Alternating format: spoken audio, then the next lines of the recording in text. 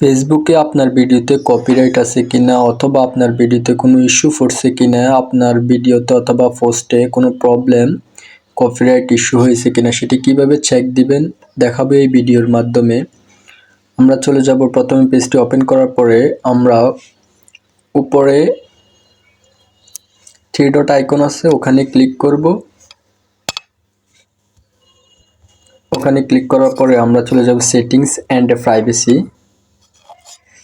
তারপরে চলে যাব সেটিংসে চলে যাওয়ার পরে বন্ধুরা স্ক্রল করে একটু নিচে চলে যাবেন।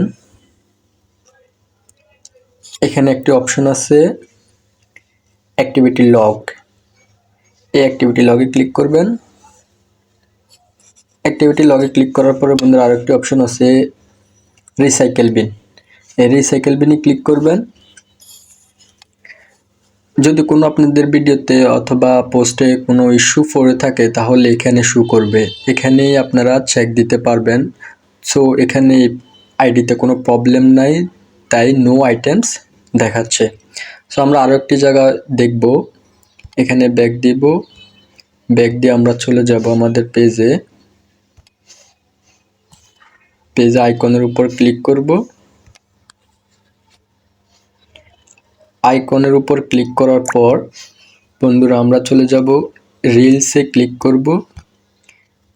রিলসে ক্লিক করার পরে এখানে আরও একটি অপশন আছে, এখানে একটি অপশন আছে নিডস রিভিউ, এখানে একটি অপশন আছে নিডস রিভিউ। এই নিডস রিভিউতে আপনারা চেক দিবেন কোনো প্রবলেম আছে কিনা, এখানেও শো করবে। সো ভিডিওটি ভালো লাগলে লাইক কমেন্ট শেয়ার করে দিবেন।